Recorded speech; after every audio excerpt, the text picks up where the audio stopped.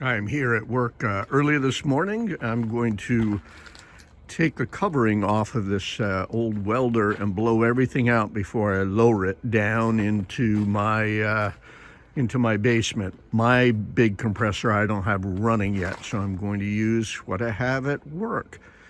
I wonder if I'm going to find any gold bars in there or any money. We'll find out.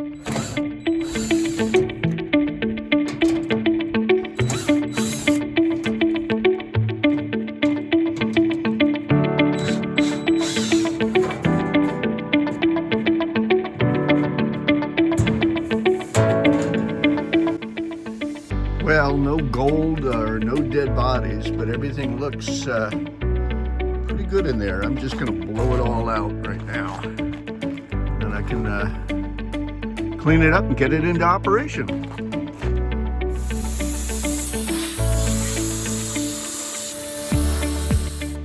All right, that's all of the loose stuff I can get off of it. I'm just going to put a couple of screws back on there to hold the cover in place for me to transport it back home. And once I get it down in the basement and have some free time, I'll clean that up. But I'm really, really pleased with what I've ended up with.